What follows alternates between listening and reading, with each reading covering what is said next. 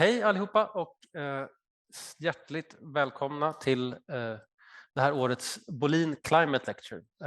Välkomna till alla er som är här, jättekul att se så många här och välkomna till alla som är online. Nu byter jag till engelska, so as you know this lecture will be in English and I keep going in English now. So my name is Gustav Hegelius. I'm the Vice Director of the Bolin Center for Climate Research here at Stockholm University. And our center, as the Bolin Climate Lecture, both we are named after Professor Bert Bolin, he was a professor of meteorology here at Stockholm University, and he was the founding chair of the Intergovernmental Panel on Climate Change, so the UN IPCC panel, the panel that gathers the scientific evidence and evaluates scientific evidence for climate change and how we can deal with that and what we need to do to deal with that. So in honor of him, our center is named the Bolin Center. We're a center of we have about 400 members that are climate scientists at Stockholm University, at KTH and at SMHI, our Meteorological and Hydrological Institute in Sweden. We do a wide range of different types of climate research. And the Bolin Climate Lecture that you're going to hear today was initiated by the Faculty of Science at Stockholm University, so the whole faculty of all of the sciences that oversee our science research and teaching, in 2008 to honor Bert Bolin, who had passed away just before that. So we started in 2008. This is the 15th Bolin Climate Lecture that we're going to hear soon. And the process is that Bolin scientists nominate from internationally known, well-known climate scientists, and then the dean of the faculty makes a decision, and we invite prominent international climate scientists to come and talk to us on a topic of climate change research. And we are very happy and honored this year to have Professor Hans Joosten, who is a professor from the University of Greifswald in Germany, and is also the co-founder of the Greifswald Meyer Center, to come and talk to us on peatlands. You see the title there, The Great Rewetting, why we must stop draining peatlands worldwide and as fast as possible. Now, Professor Joosten said he has worked on this topic for a long time, and he has made really super important and seminal progress, contributions to the science on peatlands. So you will hear his talks, you will learn more about what peatlands are, how they function, why they are important for climate and humanity. But not only has he worked a lot on climate science, he's also done very significant contributions to climate policy. So that is how to advise and how to engage, to get action from politicians and decision makers and policy makers on acting on the scientific evidence for why peatlands need to be protected and restored. So he has contributed within the United Nations to this, to the negotiations, such as under the Paris Agreement, etc., to really put peatlands on the radar of policymakers and sort of has really facilitated action on this. So I'm really happy to have you here, Hans, and with that I would like to welcome you onto the stage to give your presentation.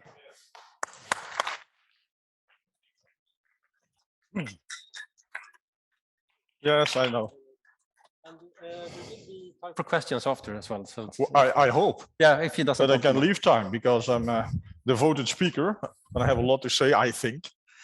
But I will start immediately. It's about the Great Rewetting.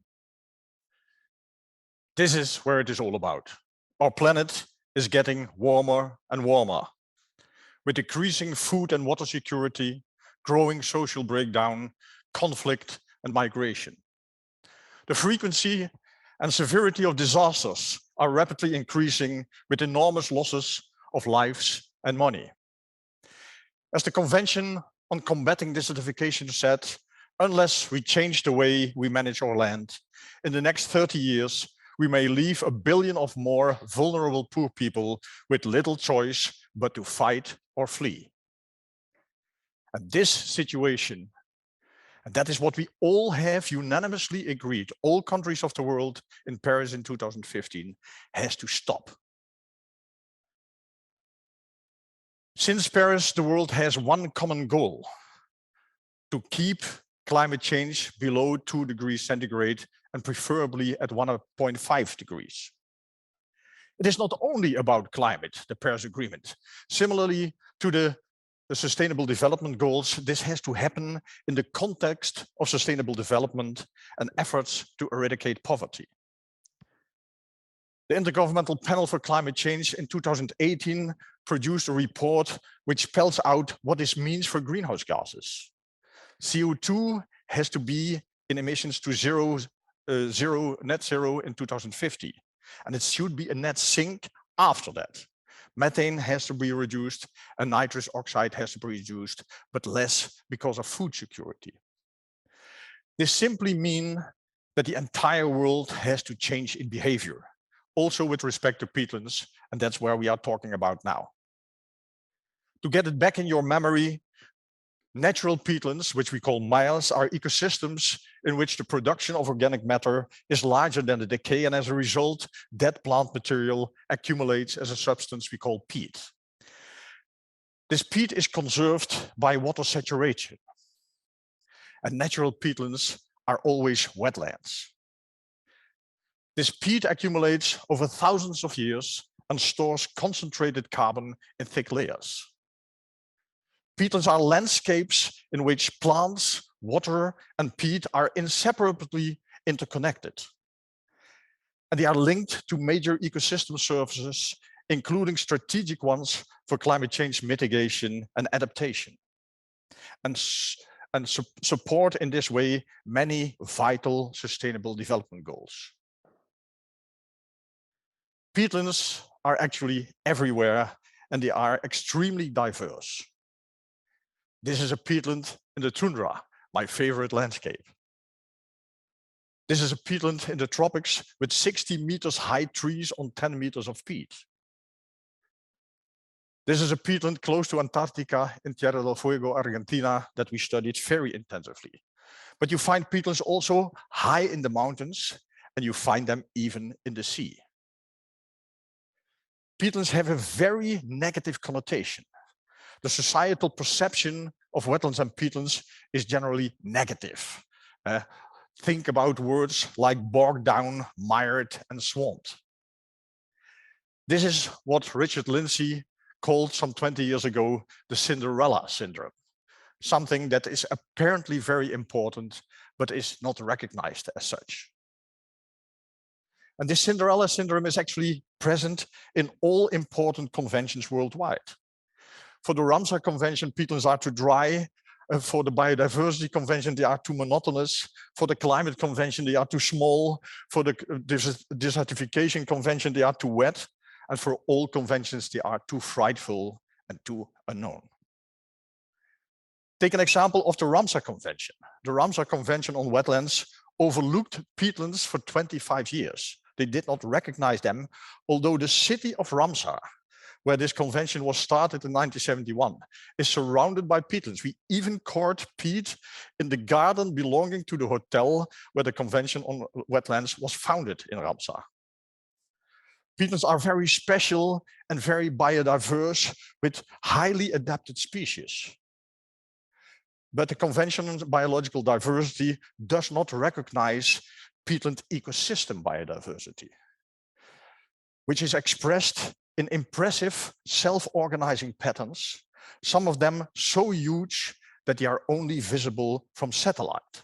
You see here the scale, and this small line is 1 kilometer, and you see expression of patterns of a completely organic landscape in this way. Peatlands are also important for people. They provide drinking water and regulate water flow. They create and they maintain permafrost. They connect biodiversity internationally and intercontinentally, and they provide livelihoods to many people. The Climate Convention, when I came there for the first time, nobody had ever heard about peatlands, and it was in Kenya where this convention was taking place in Nairobi, and everybody, including the soil scientists of Kenya, said there is no peat in Kenya. So we went looking for it, and our first peatland we found on 10 kilometers distance of the convention center, this one. A few years later, we were in Panama, where we are talking about the deforestation of tropical forests, specifically on peat in Indonesia. But I had just before been in the field and had discovered that Panama had also important forested peatlands that were being deforested at that moment. So I told that in the meeting, and then afterwards, the Panamese representatives came to me and they said, we did not even know that we had peatlands, and we call them forests. The relation between peatlands and climate is a little bit complex. Living peatlands are climatically more or less neutral when we look upon them from a global warming potential perspective, or they are slowly cooling when we look upon them from a radiative forcing perspective. And that has to do with the dialectics, you can say, between CO2 and methane. CO2, peatlands are a sink for CO2, but they are simultaneously a source of methane. So living peatlands, which we call mayas, have little effect on the current climate, but on the long run, they are very important. Over the last 10,000 years, the peatlands of the Earth have cooled the climate with 0.6 degrees. That doesn't sound much, but if we talk about limiting climate change to 1.5 degrees, you see that this is substantial. The sink function is, however, not that large in actual perspective. The annual peatland carbon sinks on 85% of the world peatlands that are still not drained, that are still pristine, only equals 1% of the emissions from fossil fuels. So peatlands are not going to save the world. We will have to do that ourselves. We have to limit emissions from industry, from traffic, otherwise we cannot solve the carbon problems. Nature-based solutions are nice, but they will not work without severe reductions of our emissions. The actual value of peatlands for the climate is in their carbon stock. The English language says it very simply, peatland is peatland, is land with peat. Large layers of peat that are laying in the landscape that are very sensitive for erosion, like this picture from Ireland shows, where meters of peat have eroded away by wind and water, leaving a mineral subsoil. But actually this effect has made peatlands into the most space-effective carbon stores of all terrestrial ecosystems. There are no ecosystems, even the largest forest of the world, the redwoods in California, only have half of the carbon stock in average compared to an average peatland worldwide. A 15 centimeter thick layer of peat contains per hectare already more carbon than what is considered to be a high carbon stock tropical rainforest. Of course, we plead correctly for saving tropical rainforest for the climate. But if we want to save tropical rainforest, we also have to save peatlands of 15 centimeters thick or more. There is no definition of worldwide of peatlands that goes as low as 15 centimeters, normally 30 or 40 centimeters. But this little layer of peat is already incredibly important from a climate perspective. Peatlands are not very abundant. They actually cover only 3% of the global land area. So you hardly see them on a map. But this 3% contains 600 gigatonnes of carbon in its peat. And then you say that is much. You cannot say that. Nobody has an imagination how much a gigaton is. At home, we do not have a gigaton. You have to compare that. But 600 gigaton is twice the carbon stock of the world's total forest biomass. 31% of the world, the land of the world, is covered by forest, but they only have half of the carbon as compared to 3% of peatlands on Earth. That makes peatlands so important. Still, more than 85% of the world's peatlands, specifically in Canada and in Siberia, is still good. It has not been damaged. So they still exist abundantly. And even in Germany, we have very little spots of living peatlands, maybe 2% or something like that. But that's not where it is all about when we talk about the relation between peatlands and climate. When we talk about peatlands and climate, we talk about cows on drained peatlands. We talk about potatoes on drained peatlands. We talk about forest on drained peatlands. We talk about oil palm on drained peatlands. We talk about pulpwood on drained peatlands. Huge areas of crops on drained peatlands. That is the problem. That is the problem because the peatland problems are caused by drainage. Peat can be compared to pickled gherkins, to Spreewaldgurke in German, or to pickled herring or whatever. That's a very convenient way to conserve organic matter. Underwater, devoid of oxygen and a little bit acid, is very effective. If you remove the conserving water, the organic matter rots away and changes into CO2. And that is happening when you are draining a peatland. Actually, peatlands are like bombs. You can easily and quietly sleep on a bomb as long as nobody lit the fuse. But what we are doing, we lit the fuse by drainage. Actually found out the framework of IPCC work that the relationship between water level and emissions is fairly simple. It is simply so, the deeper the water table, the more greenhouse gases come out. And in Central Europe, Central Western Europe, the relationship is so simple that we can simplify it to the rule of thumb, 10 is 5. Every drop of water level in average of 10 centimeters leads to 5 tons of CO2 equivalent more emissions per hectare per year. So that is important. When you go over the surface, then you get complications with methane, but with under the surface, it is almost a linear relationship. What does this mean in practice?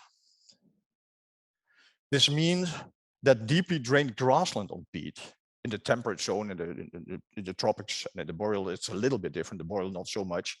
They emit, and these are official IPCC figures, 29 tons CO2 equivalent per hectare per year. Again, a number that you cannot imagine, but that is equal to what a middle-class car emits when it drives 145,000 kilometers. So every hectare, every year of grassland on peat, equivalent, you can drive 3-4 times around the world. That's why I took a middle-class car, because then you can take some friends or family, because driving all the way on your own is very lonesome. The consequence is also that the food that is coming from there has an incredible carbon burden. 1 kilogram of cheese, Gouda cheese, for example, comes from peatlands, contains 45 kilograms of CO2. 1 liter of milk coming from Greenland, and I think, for example, in Germany, half of the milk come from drained peatlands.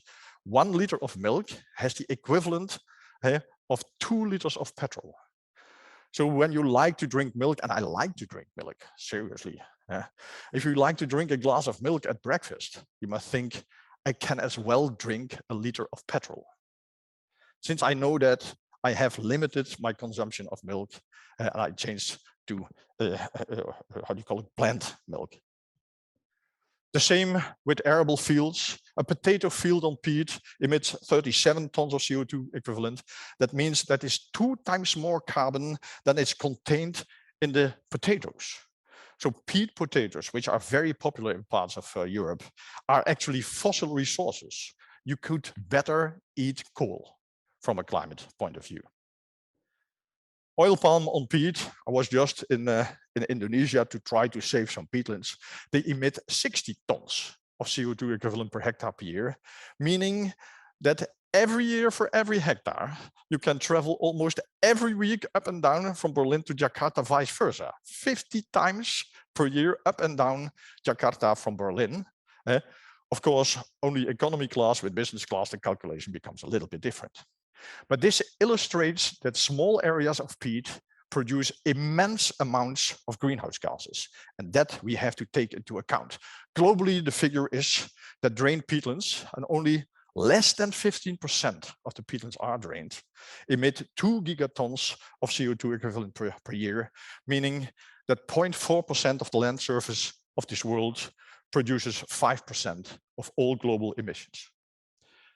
Last week on the Climate Convention, we presented our new inventories of peatland emissions, and this is a map of which countries produce how many peatland emissions worldwide. And you see that countries like Russia and China, but also Indonesia, are very big emitters. Interesting for national policies is, of course, also which proportion that peatlands emissions are from the total emissions of the country. And this map shows, if you compare peatland emissions per country with the fossil fuel and cement emissions of the country. And the darker it is, the more important. And then you see that countries also in Europe, like Finland and Belarus and Baltic states, are on the same level as Mongolia or Uganda, Rwanda, and Congo. Of course, in these latter countries below the Sahara, this has to do with the fact that their fossil fuel emissions are so low because of lack of industry and traffic. But it shows that these countries have to devote attention in their climate policy to peatlands, although they even do not know that they have peatlands. That is the interesting thing. That's why this mapping of peatlands so incredibly important. The country that produces most of the peatland emissions, almost half, is Indonesia. But the European Union, and that is often forgotten, is a good second.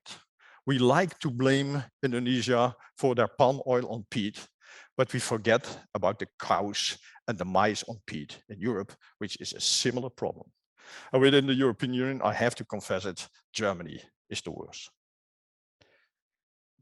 As I already addressed it, it is agricultural use that is the main cause of peatland drainage and emission.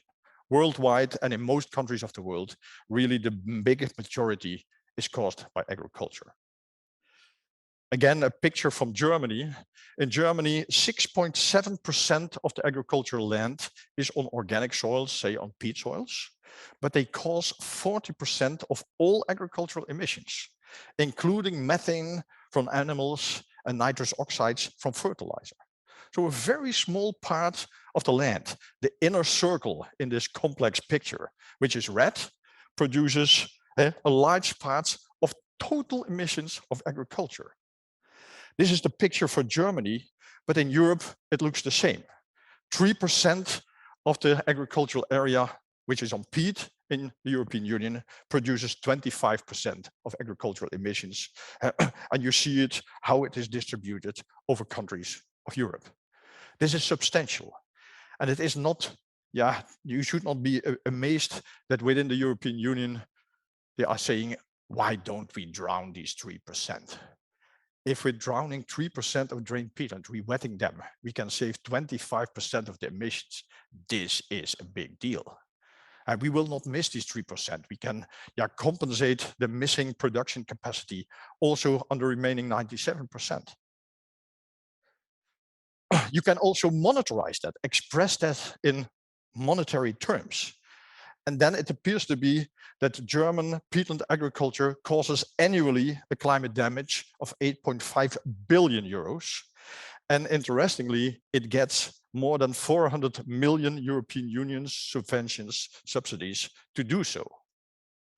So you can simply call this a sick situation. The polluter pays principle is put on its head. We pay peatland agriculture while it is causing massive climate damage. And in this way, we frustrate sensible solutions. And this is actually only one of the problems of peatland drainage. There are several other societal damages associated with peatland drainage. I only mention a few. In some parts of the world, in warmer parts and continental parts, peatland drainage destroys soils and changes them into deserts, like in Ukraine. And where you find soils like this, these are peat soils, completely organic soils who have irreversibly destroyed the entire capillary structure and do not allow any plant to grow except for desert plants. We see similar things happening in the tropics. I have seen it in Africa, I've seen it in Asia, where the dry peat becomes dry sand stuff that blows away like dust. When peat is decomposing, not only the carbon is mobilized, but also the nitrogen. The nitrogen in the plant material is oxidized to nitrate. And the total emissions from nitrate from drained peatlands. So simply the mobilization of the nitrate in the nitrogen in the peat leads in the European Union to the emission of 3 million tons of nitrate per year. It's all going into the groundwater, all going to the surface water, going into the rivers, the lakes, and in the Baltic Sea, for example. 3 million tons of nitrate is equivalent to what 150 million people shit and pee during a year. Just to give you an impression of the dimension where we are talking about. Another neglected problem with peatland drainage is subsidence. When you remove this material, when it is blown up in the air, of course, the surface is lowered. And this was already noticed in the past. And in Bavaria and the Donaumoos, they erected a pole where the surface was in 1836. You see now how much the surface has dropped. A similar pole is also in England, a Huntington pole, where 4 meters of height loss occurred since 1870. I myself come from the Netherlands, the lowlands, where peatland drainage has been practiced since 1,000 years. In our area, the peat drops 1 centimeter a year. And if you do that for 1,000 years, you lose 1,000 centimeters of peat is 10 meters. And indeed, we have the data that in the west of the Netherlands, in Holland, Centrum-Stricto, large parts of the land have dropped with more than 8 meters because of peatland drainage.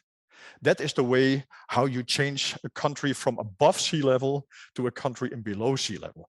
And it takes time to do that, so you can adjust, you can develop drainage situation, polders, pumps, etc. And that is what the Netherlands has done. The consequence is that the land is not stable. We have made inventories there, and it appears to be that we have 300 million euros of annual damage to infrastructure and sewage systems.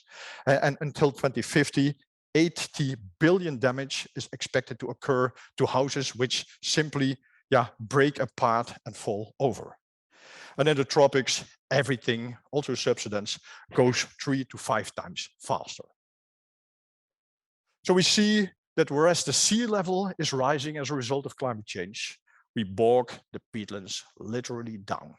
And that is a dangerous situation because many peatlands in the world are actually coastal and low-laying, for example, in the Caribbean, where we in the last years have been mapping the peatlands, but also in Southeast Asia.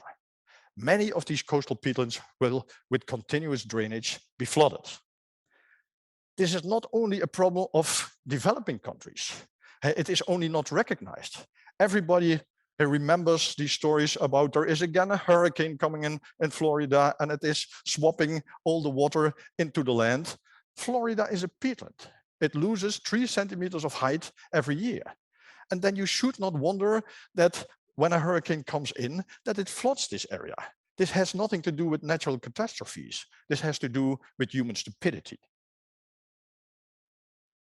Peatland subsidence will in this century lead to the uncontrolled flooding of 10 to 20 million hectares of productive land worldwide. It means that we are losing land now that we need it most. For more people, we will not stop population growth until 2050. For less poverty, too many people of the world are still too poor. And simply because we have decided in Paris that we should replace all fossil resources, all fossil fuels with renewable resources. And this biomass has to grow somewhere.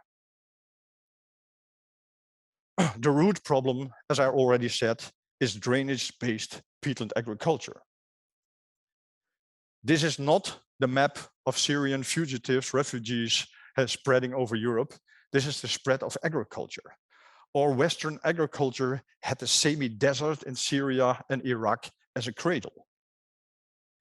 And since that time, this agriculture has the idea that productive land must be dry and the soil continuously moved.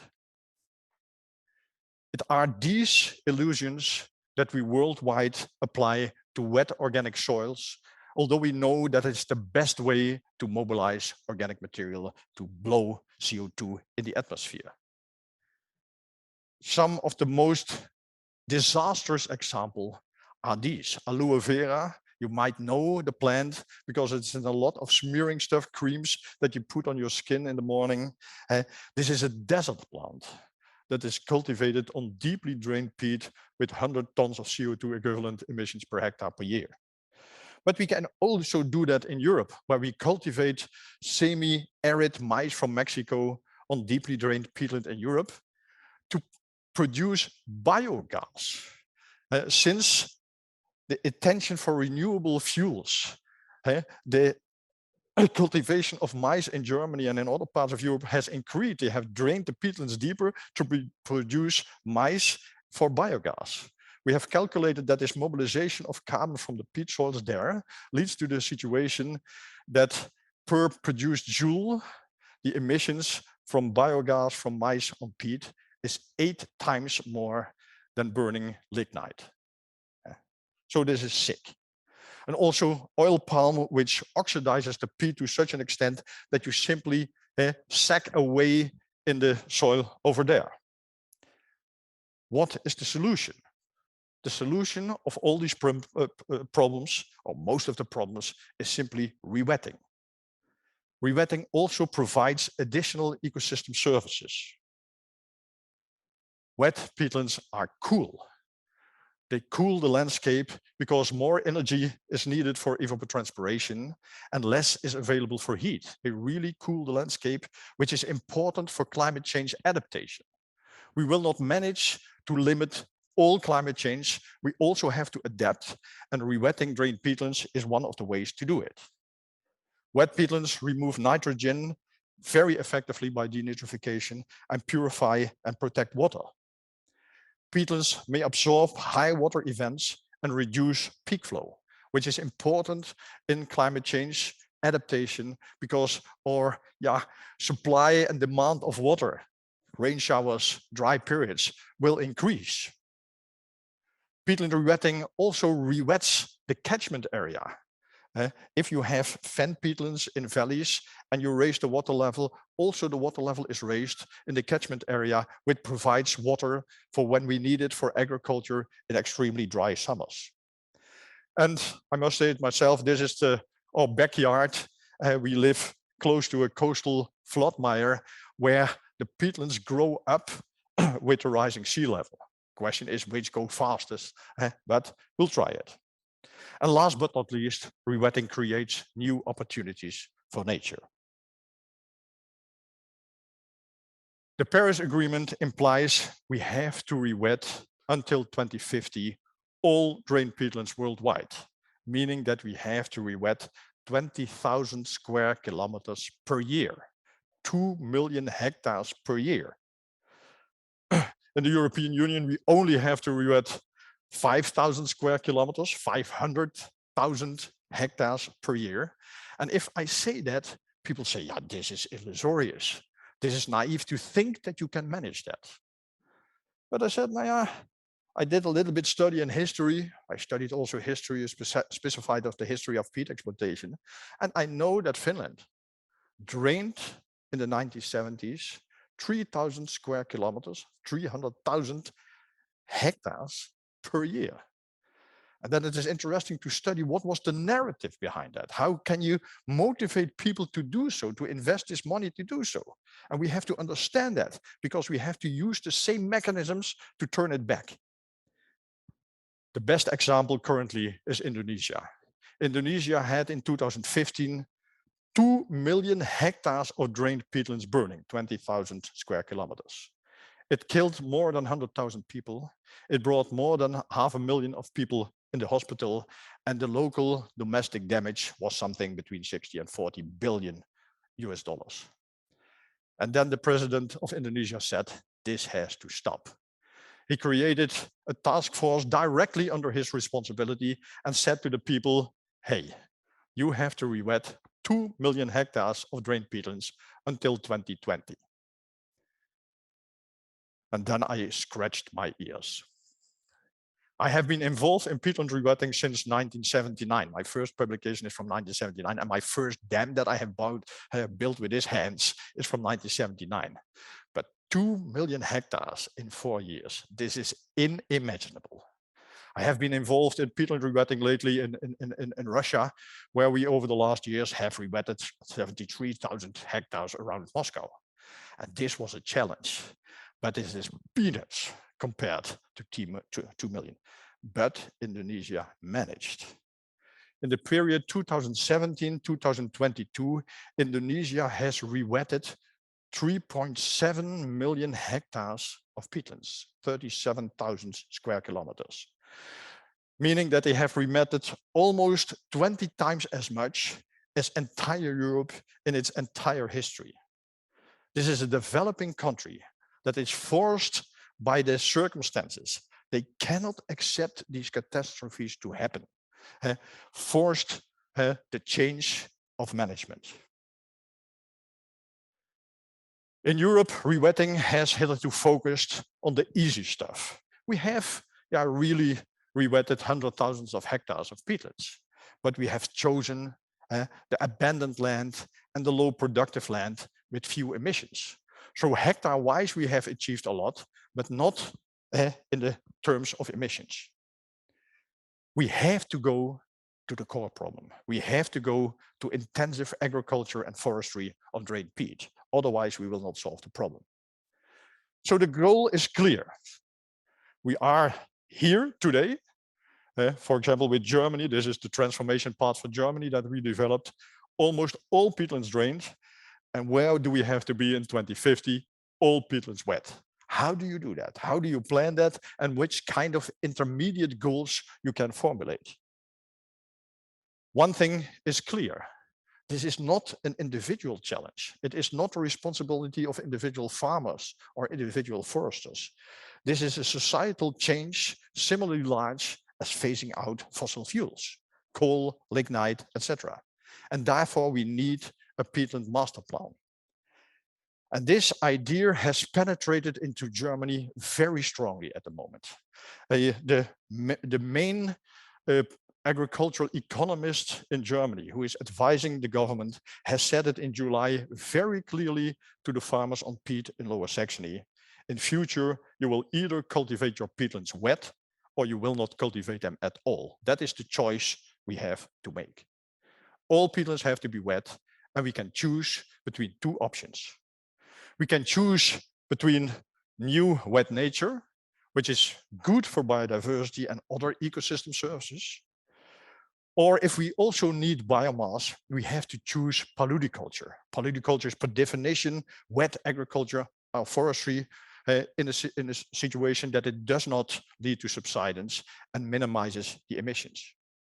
And in the last 20 years, we have been experimenting a lot with this type of wet agriculture. I will give you some examples. For example, we have already 15 years a heat and energy generation plant running only on biomass of rewetted peatlands. It is cheap energy now compared to the energy that we have to pay since the Ukraine war. Reed cultivation, which produces both biomass and peat accumulation. You can harvest these things and at the same time has peat accumulation, and you can make high quality construction materials of that. A crop that we are working with very much is cattail, taifa, for many products. You can use them for construction plates, for insulation, for fodder to cattle, for growing media, for horticulture, for plastic alternatives, packages, pest control, whatever you can think. Alder cultivation in our area, alder is the only tree that can really grow wet, and alder is a very beloved wood for furniture and veneer. And one of my favorite projects is the replacement of fossil fuel in professional horticulture by peat moss biomass. We have an experimental plot of 17 hectares where we very effectively cultivate sphagnum biomass as an alternative to peat. And also a picture from behind our house. These are the churches of Greifswald, and in the background, a water buffalo. Water buffalo can graze under very wet conditions and produce meat, maybe also mozzarella cheese, but that is a more difficult situation. We have one major problem, and this promising land use type, paludiculture, is not ready.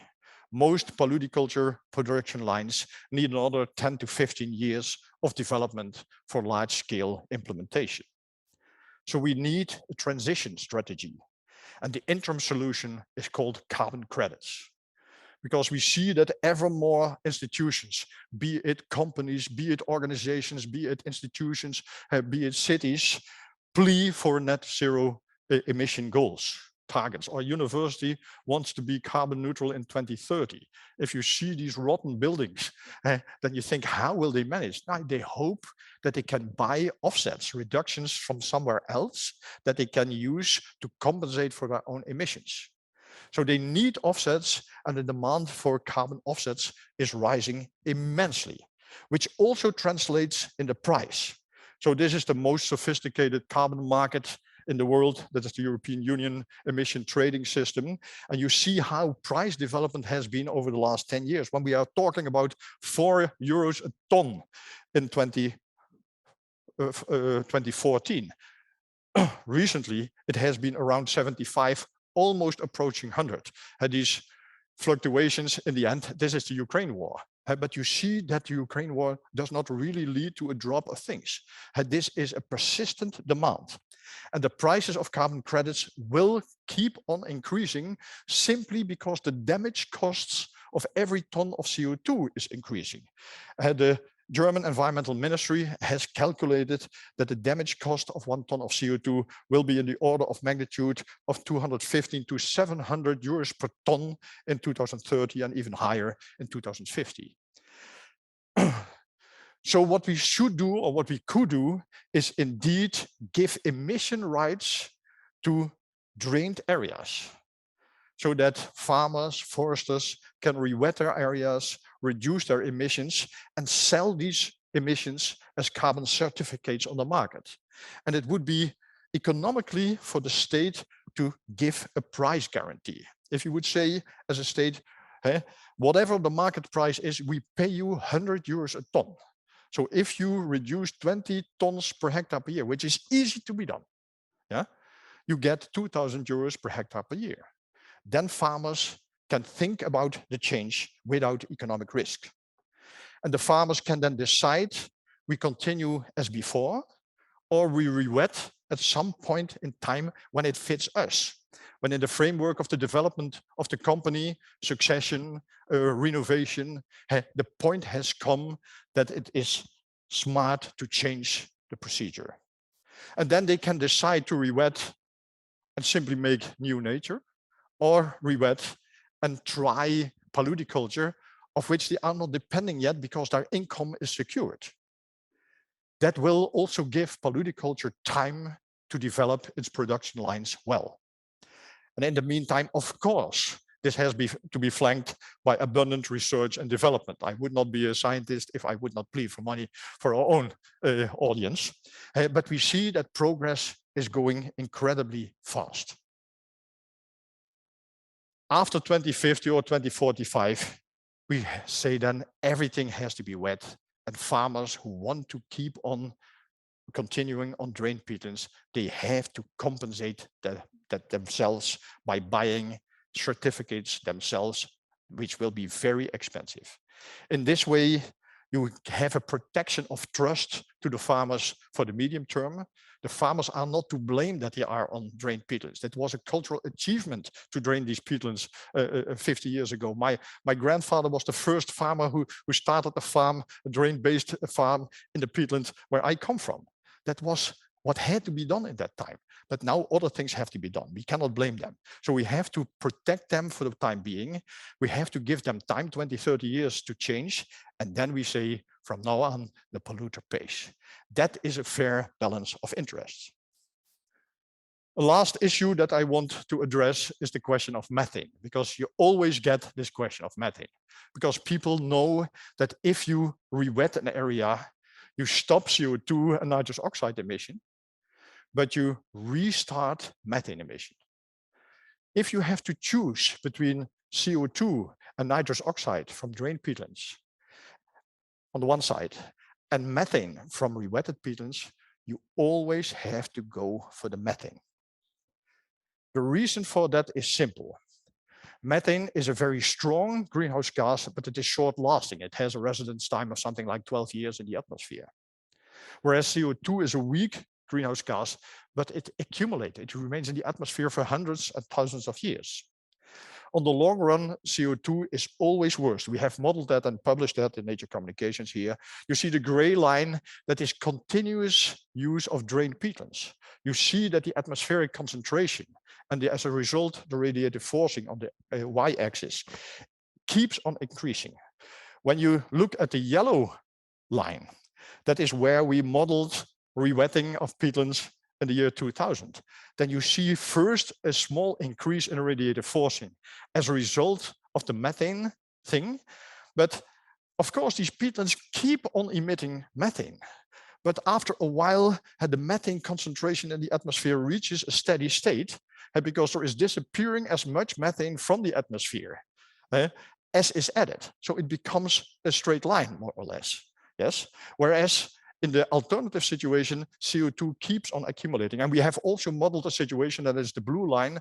If we would have a massive development of methane, which we sometimes get in the rewetting site, that is 10 times higher than normal. Even then you see that the break-even point is happening very soon. So it is very clear that peatlands must be rewetted, and you should do it as soon as possible, because as long that you postpone it, the more of carbon dioxide from drained peatlands will accumulate in the atmosphere. The slogan is clear: keep wet peatlands wet, make drained peatlands wet again, and if you use them wet. Apply paludiculture. There will be no Paris Agreement without peatlands. Peatlands must be wet for the climate, for the land, for the people, forever. Thank you.